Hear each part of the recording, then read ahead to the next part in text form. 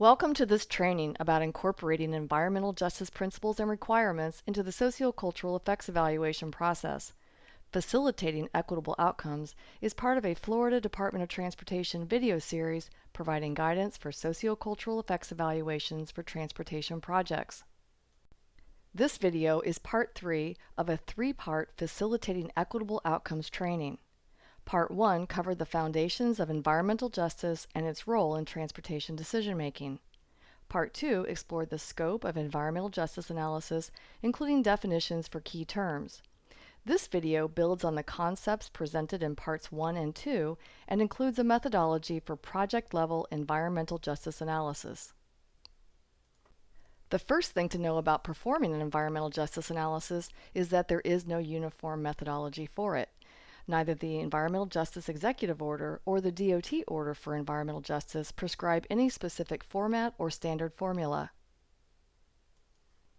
However, we can rely on guiding principles to ensure that our efforts will be effective. When developing an approach and considering the level of detail for the analysis, think about the nature of the project, including the phase and potential for adverse effects, especially those that appear to be significant. The demographic composition of an affected area is of course a primary factor. We need to identify population groups that could be impacted by the project. We also need to consider the potential for the layering of adverse effects on an environmental justice population that when combined rise to the level of high and adverse. In the same vein, we want to be attentive to any interrelated social, cultural, historical, or economic factors that could amplify adverse effects. Effective public engagement is integral to reliable analyses and recommendations, particularly as related to the distribution of project effects, both beneficial and adverse, the severity of effects, and identifying community-endorsed solutions to disproportionately high and adverse effects. Early engagement of the affected public allows the project to be developed with the fullness of information and to avoid any late-phase surprises. We also want to be aware of potential barriers to public participation in the project, such as language and literacy, so no group is unintentionally excluded from participating. Environmental justice analysis supports, and is supported by, the Project Public Involvement Program, or PIP. Each is informed by and responds to the activities and outcomes of the other. To demonstrate, this slide shows the transfer of information between the sociocultural effects evaluation, when the environmental justice analysis is performed, and the PIP. Initially, the results of the study area demographic analysis is shared with the public involvement arm of the project team, so the information can inform the PIP. If EJ-related issues are revealed during the sociocultural effects evaluation, the public involvement team are consulted about any need for additional community outreach. For example, focus group meetings with an affected community could be a strategy for vetting potential mitigation strategies to address a potential adverse effect. The sequence of questions I'm about to show on this slide represent the major steps involved in performing an environmental justice analysis. First, we set out to learn about the study area demographics and where environmental justice populations are located. Second, we map the footprint of any potential adverse effects. Then, by comparing the responses to questions 1 and 2, we get a sense of how adverse effects are distributed amongst the study area population. For adverse effects found to be disproportionately distributed to an environmental justice population, we assess the severity of adverse effects. Step 5 serves to find solutions to any disproportionately high and adverse effects. And finally, in Step 6, our analysis findings are documented to support project decision-making. The primary steps and decision points for environmental justice analysis are shown in this flowchart. Environmental justice analysis informs and affects the full range of issues investigated in an environmental evaluation. From the demographic analysis prepared during the sociocultural effects evaluation, we will know if an environmental justice population is present in the study area. If it is determined that no environmental justice population is present, this finding is documented and no further analysis is needed. If adverse effects are not anticipated, this finding is documented and no further analysis is needed.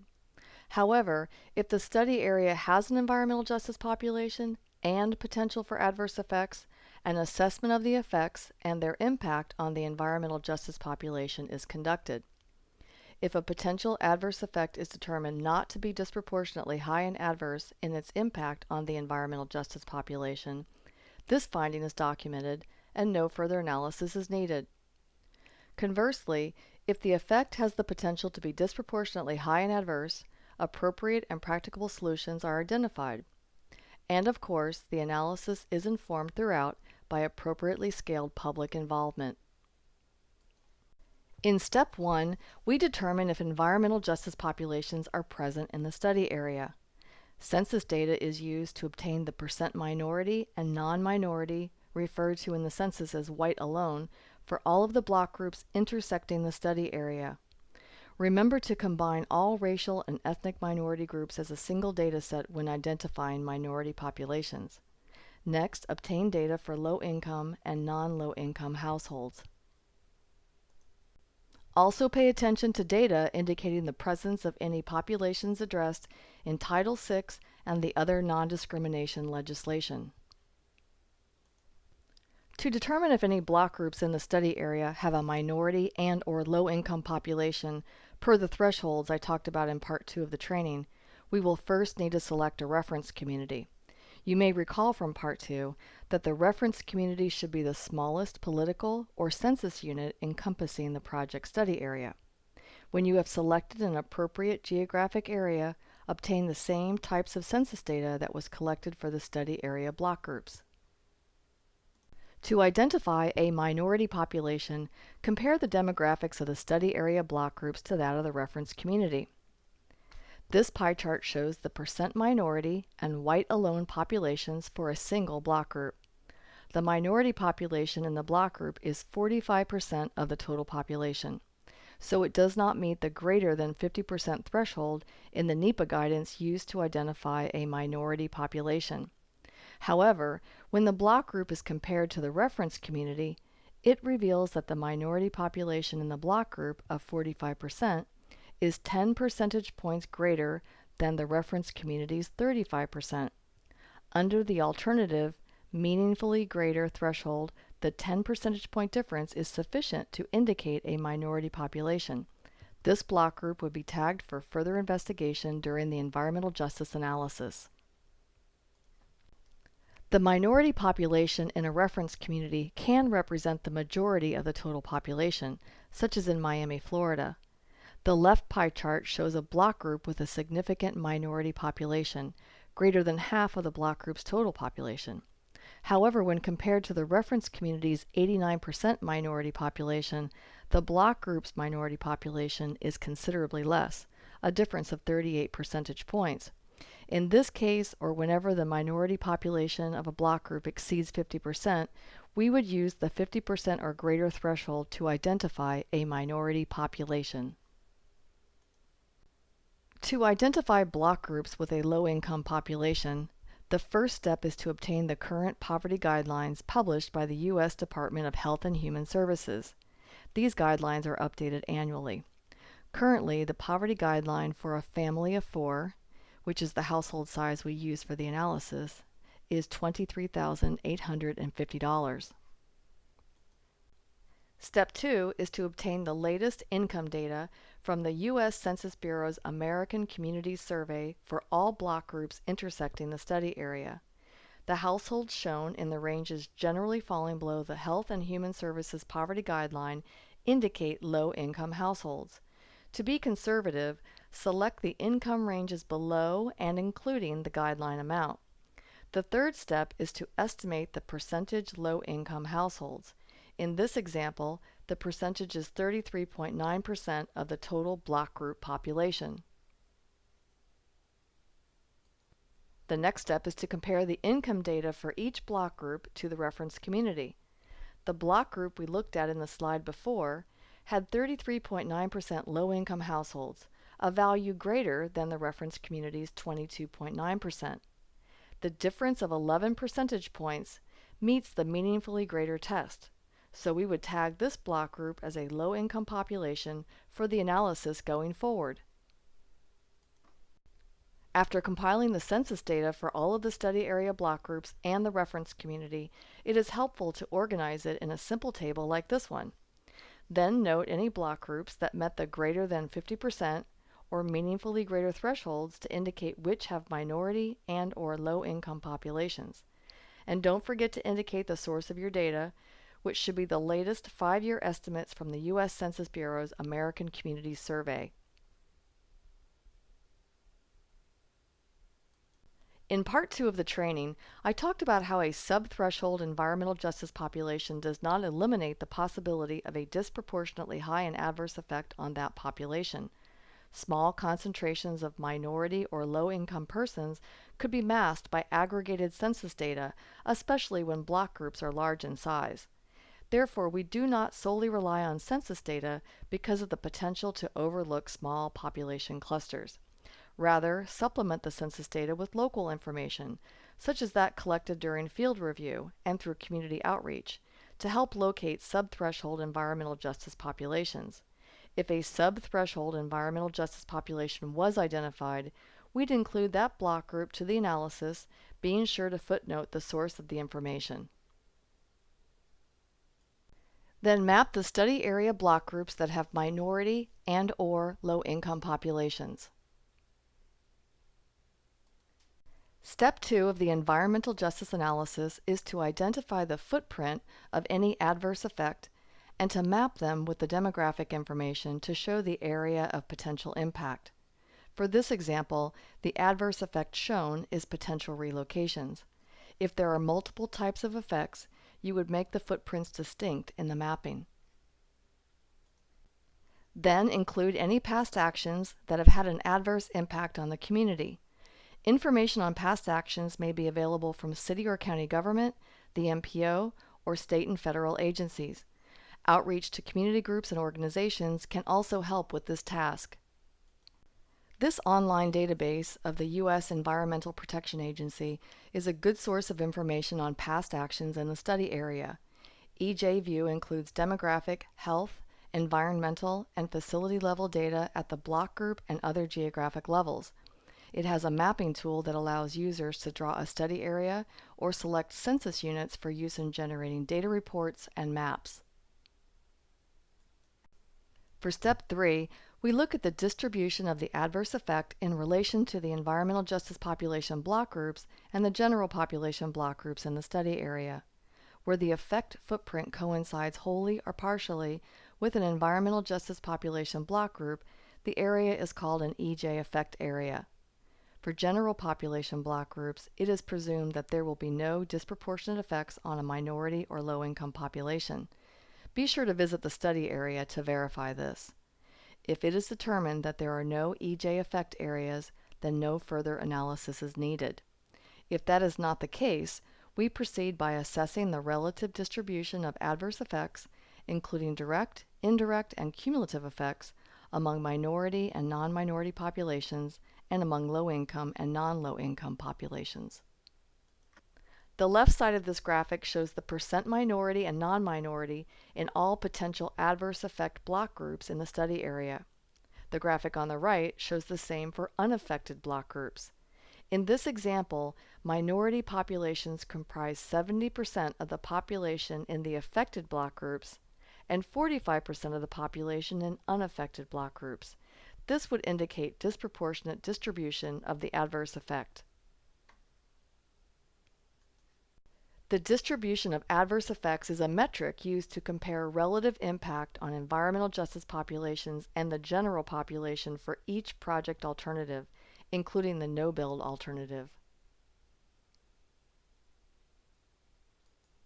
In Step 4, potential adverse effects that were determined in Step 3 to be predominantly borne by an environmental justice population are assessed for severity. If an effect is high and adverse, that is, appreciably severe or great in magnitude in its negative effect on human health or the environment, it would be considered significant or unacceptable. When gauging the severity of an effect, we consider the totality of potential effects on an environmental justice population, including direct and indirect effects, both beneficial and adverse. The scale or extent of an adverse effect in relation to the local context are other perspectives from which to judge severity. We consider the combined or cumulative effect of those that are project-related and a result of past actions. The expected duration of the effect is a consideration. For example, would the effect be felt only during construction, or would it be longer lived? And finally, we would consider the possibility of avoiding, minimizing, or mitigating the adverse effect. Understanding what is important to affected populations helps us characterize and assess project effects. Whether the study area has a large environmental justice population or a very small one, affected persons must be afforded access to the project decision-making process. Familiarizing yourself with environmental justice communities in the study area will help you anticipate and overcome challenges to outreach and engagement, such as linguistic, literacy, and cultural barriers. Knowing the community will also help in avoiding unintentional discriminatory actions.